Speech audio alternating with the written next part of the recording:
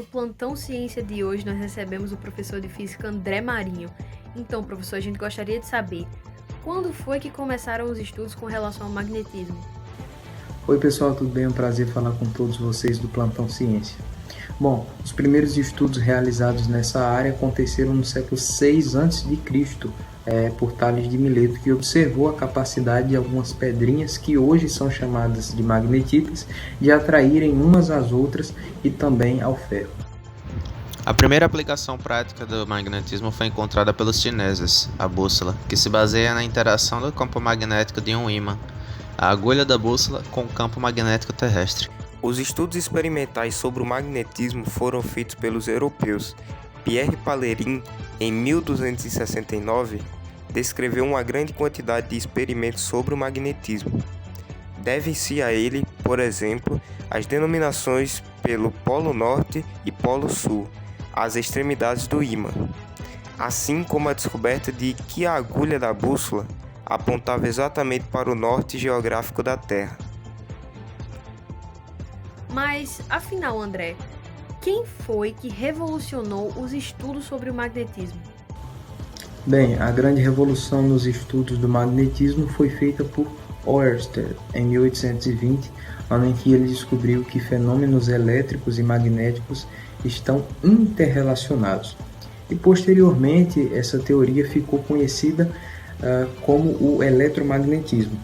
E esses estudos eles ainda foram finalizados por Maxwell, que acabou estabelecendo bases teóricas sólidas sobre a relação entre o campo elétrico e o magnético, ou seja, as ondas eletromagnéticas. Foi a partir de então que se torna possível a invenção e o aperfeiçoamento de diversos instrumentos que estão presentes no nosso cotidiano, como o motor elétrico, cartões magnéticos, a produção de energia nas usinas hidrelétricas, ondas de rádio e televisão, aparelhos de telecomunicação e entre outros. O ímã é um material constituído de substância ferromagnética que provoca um campo magnético à sua volta. Primeiramente, eu gostaria de dar bom dia ao professor André e a todos os nossos telespectadores, dizer que é uma honra tê-lo aqui em nosso programa. Vamos às perguntas. Bom, professor, o que são os polos magnéticos? Bom, os polos magnéticos são as partes localizadas nas extremidades dos ímãs e é claro que o ímã ele é formado por dois polos magnéticos, chamados Polo Norte e também o Polo Sul. Ok, professor. Mas como são determinados esses polos magnéticos? A determinação dos polos magnéticos ela vai ocorrer com a suspensão do ímã pelo centro de massa até que ele se alinhe ao Polo Norte e Sul geográfico. Dessa forma, o Polo Norte magnético aponta para o Polo Norte geográfico e o Polo Sul magnético para o Polo Sul geográfico. E quantas propriedades restantes, professor? Como é que elas atuam? Bom, vamos por partes. A propriedade da atração e da repulsão funciona da seguinte forma.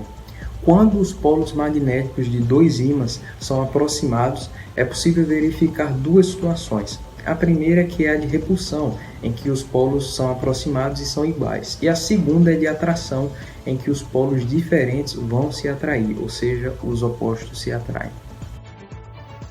Isso ocorre porque quando os polos magnéticos de dois ímãs estão próximos, as forças magnéticas de ambos reagem entre si de forma singular. Agora, em relação a outra propriedade, o que acontece é o seguinte: a inseparabilidade dos polos magnéticos ela é uma propriedade que indica a impossibilidade de separar os polos magnéticos de um ímã.